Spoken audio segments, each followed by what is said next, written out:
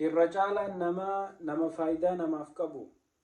نما ركنا خيسة سبيرة دعبتو نما يرو حاجان تكسجلت حاجة سباسو رسول ربي صلى الله عليه وسلم حديث إساني كل خيستي أكنجان خير الناس أنفعهم للناس الرجال نما فايدة نما أفقبو جان نمني فايدة نما أفقبو نمني ركنت نما بير دابتو نمني حاجة نما باسو نمني يرو غمچو نما بير دابتو يرو غدا نما بير تائي نما سبرسيسو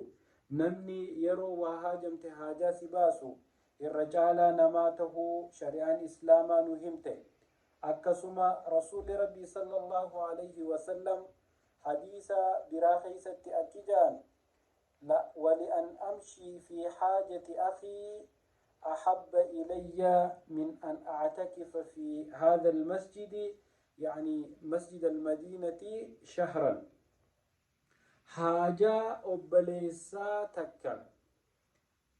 ديمي حاجة أبليسا تكا باسوتو مسجد خيا خيسا مسجد مدينة عبادا خيسا تقولن أكمل أجري برقدو قبدسان كيسا باتي تكا أوسو خيسا قدنبان اعتكاف قدي ربي قبرو ناجعلا رسول ربي صلى الله عليه وسلم أكسما باتي تكا مسجد مدينة خيسا تائي إبادة قدورة حاجة أبليسا تكا وجين قبئي حاجة إسا باسوتو irra nabiratti jaalatamtuudhaaje rasuulli rabbii hangana takka haajaa obboleessa isaa baasuuf tattaafata nuti hoo haajaa obboleessaa keessatti eessa jirra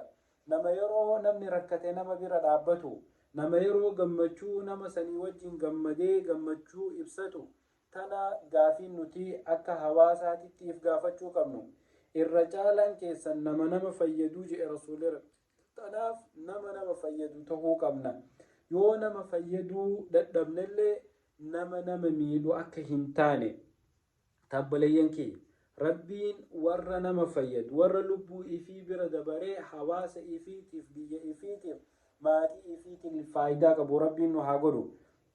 tanaaf haajaa obboleessaa keessatti jiraachuun man kaana fi haajati akhiihi je hadiisa biraa keessatti kaana allahu fi haajati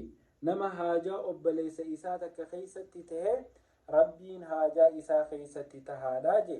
tanaaf nama bira dhaabbatanii nama gargaaruu haajaa nama baasuu nama wajjin dhaabbachuu aadaa haa godhannu rabbiin nurratti haa laafisuu. Assalaamu alaykum wa rahmatullahi